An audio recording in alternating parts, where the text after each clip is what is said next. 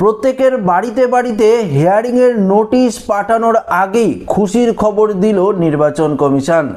হ্যাঁ বন্ধুরা, আপনাদের হিয়ারিং নিয়ে যে সমস্ত সমস্যা ছিল সেই সমস্ত সমস্যার কিছুটা সমাধান করে দিল নির্বাচন কমিশন। অনেকেরই বিভিন্ন ধরনের কোশ্চেন রয়েছে হিয়ারিং নিয়ে, যেমন হিয়ারিংয়ে যদি আপনারা উপস্থিত না হতে পারেন সেই তারিখে, তাহলে কি আপনার নাম পুরোপুরি বাতিল হয়ে যাবে। এছাড়াও অনেকেই অনলাইনে ফর্ম ফিল আপ করেছেন, তাহলে আপনারা হিয়ারিংয়ে কিভাবে উপস্থিত থাকবেন। এছাড়াও আরও বেশ কিছু গুরুত্বপূর্ণ আপডেট রয়েছে এই হিয়ারিংকে নিয়ে, যেগুলো আজকের এই ভিডিওটিতে আপনাদেরকে এই বিষয়ে একদম বিস্তারিতভাবে জানিয়ে দেব। তো আশা রাখবো ভিডিওটিতে আপনারা প্রত্যেকেই প্রথম থেকেই শেষ পর্যন্ত সঙ্গে থাকবেন এবং নতুন হয়ে থাকলে চ্যানেলটিকে সাবস্ক্রাইব করে পাশের দেওয়া বেল আইকনটিকেও প্রেস করে অল নোটিফিকেশনটিকে বাজিয়ে দেবেন। দেখুন বন্ধুরা, প্রথমত আপনারা প্রত্যেকেই জানেন যে ইতিমধ্যেই খসড়া ভোটার তালিকা প্রকাশিত করেছে নির্বাচন কমিশন।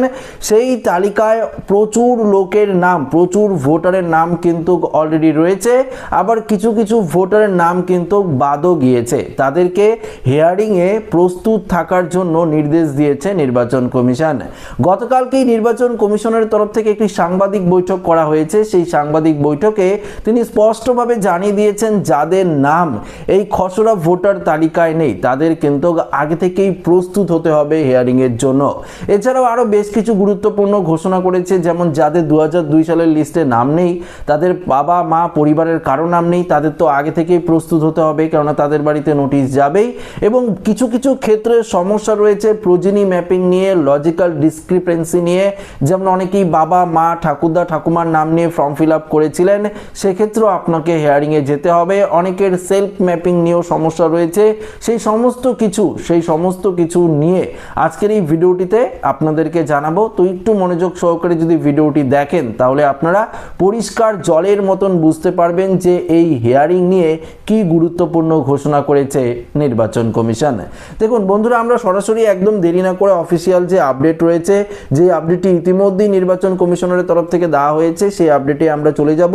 দেখুন এখানে যে তারিখে কমিশনারের ধার্য করবে, সেই তারিখে যদি কেউ বাড়ি না থাকেন অথবা কারো দরকারি কোনো কাজের জন্য যদি যেতে না পারেন, সেই ক্ষেত্রে কি হবে? নাম কি বাদ চলে যাবে? সেই প্রশ্নের উত্তর দিল নির্বাচন কমিশন। দেখুন বন্ধুরা, নোটিশ পাঠানো শুরু করবে নির্বাচন কমিশন আগামীকাল থেকেই। প্রায় প্রত্যেকের বাড়ি বাড়িতে আস্তে আস্তে করে, যেরকম এনুমারেশন ফর্ম বিলি করেছিল, সেরকম আস্তে আস্তে করে প্রত্যেকের বাড়িতেই কিন্তু সেই নোটিশ পৌঁছে দেবে বিএল অফিসাররা। সেই নোটিশের মধ্যে নির্দিষ্ট তারিখ লেখা থাকবে, নির্দিষ্ট সময় লেখা থাকবে, সেই সময়ের মধ্যে আপনাদেরকে হিয়ারিংয়ে যেতে হবে, তাই তো? তবে এক্ষেত্রে কি বলেছে, যদি আপনাদের সেই তারিখে অন্য কোনো দরকারি কাজ থাকে, যদি কেউ অসুস্থ লোক থাকে, বা যদি কেউ সেই তারিখে হিয়ারিংয়ে উপস্থিত থাকতে না পারে, তাহলে কি তার নাম ফাইনাল লিস্ট থেকে উঠে যাবে? তার নাম কি পুরোপুরি বাতিল হয়ে যাবে? এই প্রশ্নের উত্তর কি দিয়েছে নির্বাচন কমিশন দেখুন। সন্ধ্যে নাগাদ সাংবাদিক বৈঠকে বসেন রাজ্যের মুখ্য নির্বাচনী আধিকারিক মনোজ আগরওয়াল। সেখানেই সাংবাদিকরা তাকে প্রশ্ন করে শুনানির দিন না যেতে পারলে কি হবে। তখন বলেন, যদি কোনো সত্যিকারের কারণ তিনি দেখাতে পারেন, তাহলে ওই দিন না এলেও আবারও তাকে সুযোগ দেওয়া হবে। এমনটাই নয় যে অর্থাৎ না এলে বাদ দিয়ে দেবে। তো পরিষ্কার, একদম জলের মতন পরিষ্কার আপনারা বুঝতে পারলেন। যদি আপনাদের সেই নোটিশে যে ডেটটা দেওয়া রইল, ধরুন আপনাদের বাড়িতে আগামীকালই নোটিশ আসলো এবং পাশাপাশি আপনাদেরকে ডিসেম্বরের 28 তারিখ বা 27 তারিখ যেতে বললো, সেক্ষেত্রে যদি আপনারা যেতে না পারেন, বা সেই 28 তারিখ বা 27 তারিখ 28 তারিখে আপনার কোনো কাজ রয়েছে, সেক্ষেত্রে যেতে না পারলে আপনার নাম কি বাতিল হয়ে যাবে? একদম নয়। আপনাকে সত্যিকারের কারণ দেখাতে হবে, পাশাপাশি আপনাকে অন্য কোনো ডেটও কিন্তু দেওয়া হবে। সেই ডেটে যদি আপনারা প্রেজেন্ট হন, সেক্ষেত্রে কোনো রকম সমস্যা হবে না। আরও প্রশ্নের উত্তর দিয়েছে দেখুন কমিশন, সেটাও আপনাদেরকে বলছি। এমন কোনো সিস্টেম নয় যে অ্যাডভান্স ডেটা দেওয়া হবে বা এইআরও সবটা দেখে নেবেন, এরপর প্রশ্ন করা হয় বয়স্কদের জন্য কি বাড়ি থেকে অনলাইনে শুনানি সম্ভব হবে।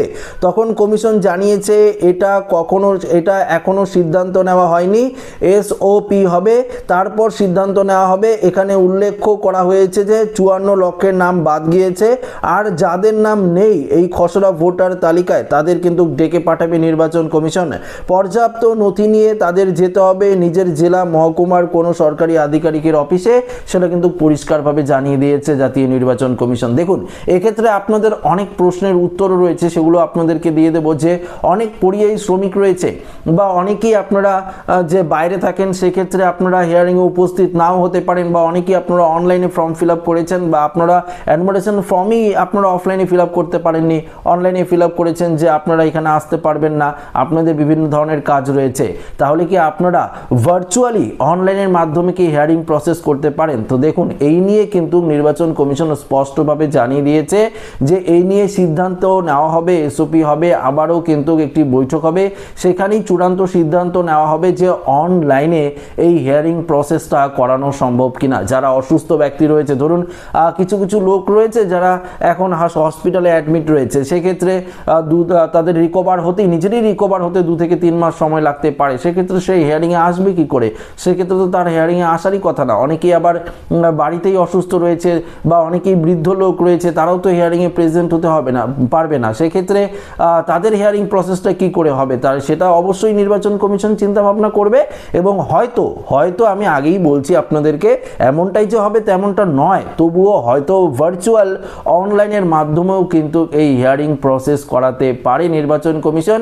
সেটা হয়তো বিএলও অফিসাররা আপনাদের বাড়িতে গিয়ে, বা বিএলও অফিসাররা বিভিন্ন সিস্টেমের মাধ্যমে, তাদের অ্যাপের মাধ্যমে সেটা আপনাদের ভার্চুয়ালি এই হিয়ারিং প্রসেসটা কমপ্লিট করতে পারে। কেননা নির্বাচন কমিশন এটা স্পষ্ট জানিয়ে দিয়েছে যে কোনো বৈধ ভোটারের নাম এই ভোটার লিস্ট থেকে বাতিল হবে না, এই এসআর লিস্ট থেকে বাতিল হবে না। যেগুলো অবৈধ রয়েছে, অনুপ্রবেশকারী রয়েছে, যেগুলো ভুল নকল, এগুলো তো বাতিল হয়ে গেছে, আপনারা তো বাতিল লিস্ট দেখে ফেলেছেন।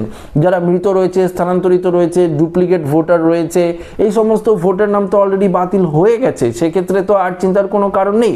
এই লিস্টের মধ্যেও যদি আপনার নাম ভুলবশত প্রবেশ করে থাকে বা ঢুকে থাকে, সেক্ষেত্রেও কিন্তু উপায় বলে দিয়েছে নির্বাচন কমিশন। আপনাদের 6 নম্বর ফর্ম ফিল আপ করে আপনারা জমা দিলে, অ্যানেক্সের 4 ফিল আপ করে যদি আপনারা জমা দেন, সেক্ষেত্রে আপনার নাম আবারও উঠে যাবে। সেক্ষেত্রে আপনাদের বৈধ নথি দিয়ে প্রমাণ করতে হবে, এবং অবশ্যই আপনার সেক্ষেত্রে কোনো রকম অসুবিধা হওয়ার কথাই নয়, এটা কিন্তু পরিষ্কার জানিয়ে দিয়েছে নির্বাচন কমিশন।